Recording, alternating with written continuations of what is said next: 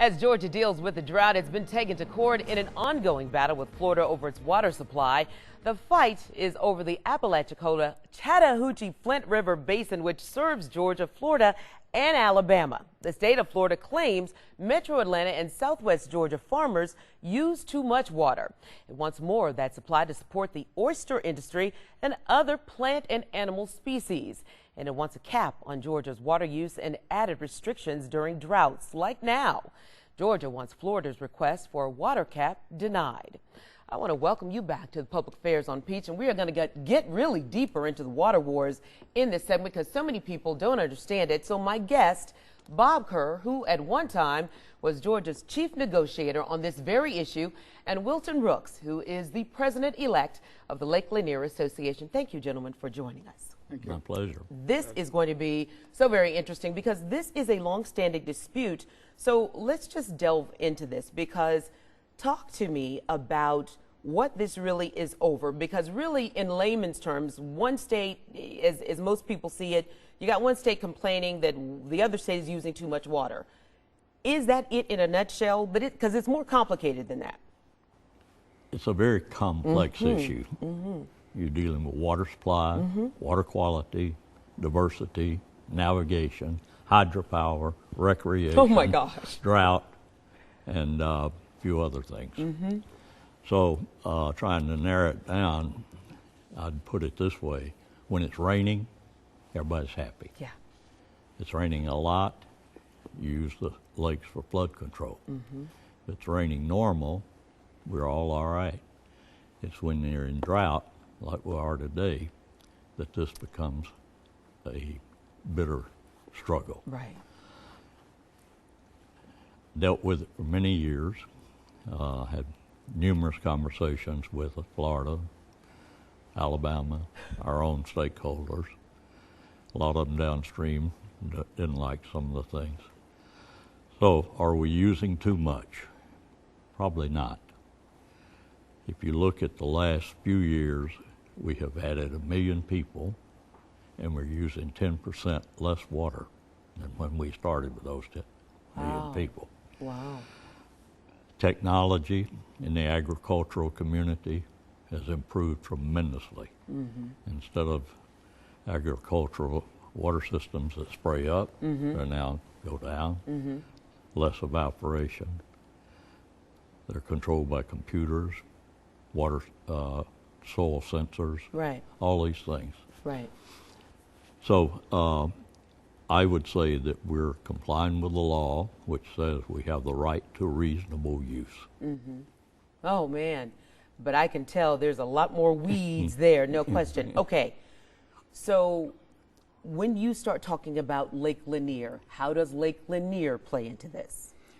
Well, as Bob said, when there's rain, everybody's very happy. The Right. problem is we haven't really developed a mechanism to predict droughts and to act responsibly when they are on the horizon. Right. In reality, between 5 and 6 million people below in the metropolitan area depend upon Lake Lanier for water. That's very critical. But beyond that, the downstream users also depend upon it. The industry, hydropower, agriculture, even the seafood industry depends on water from Lake Lanier. Right. So during a drought, it's very critical for there to be as much water stored in Lake Lanier as possible. One of the factors is that Lake Lanier holds over 60% of the stored water in the entire ACF basin, but we only have 6% of the watershed above it to replenish it when it rains. So it refills very slowly. The reservoirs below us have a much larger watershed, so plus they're shallower and smaller, so they refill a lot faster.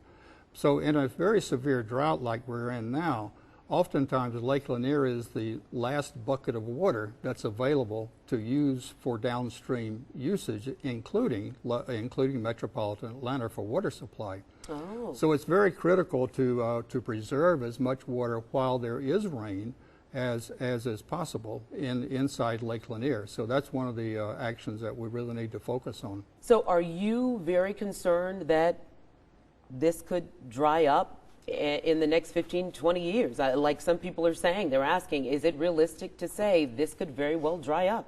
We don't see that as a potential. Obviously, there are scenarios where you could conclude that, but just looking at it realistically, we don't see that as a. What is realistic is that the droughts are becoming more frequent. As Paul referenced earlier, they're getting closer together.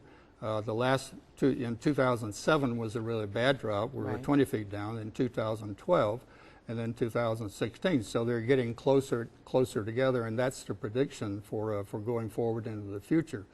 So we need to get more early warning drought planning going on so that we have some drought triggers that tell us predictably and reliably that a potential severe drought is on the horizon. Oh man, I wish I had more time with you. Now I know that you talked about you have a resolution or solution to this dispute. What is that? Because you're frustrated that you're not being taken up on this solution. Well, Lake Lanier Association was a founding member of the ACF stakeholders. Okay, that is a group from all 3 states representing virtually every type of water usage: hydropower, environmental, recreation, water supply, agriculture. Sure. We got together, and over the last 5 and 6 years, we developed what we call a Sustainable Water Management Plan. We announced that in May of 2015. This was a plan that was unanimously agreed upon by 56 members of the governing board that represent all 3 states. So it was a if you will, a watershed event where that number of interested parties came together and said, here's a better solution. And the criteria was not, do you love it, but can you live with it? And so the plan was, we developed a plan which contained specific recommendations.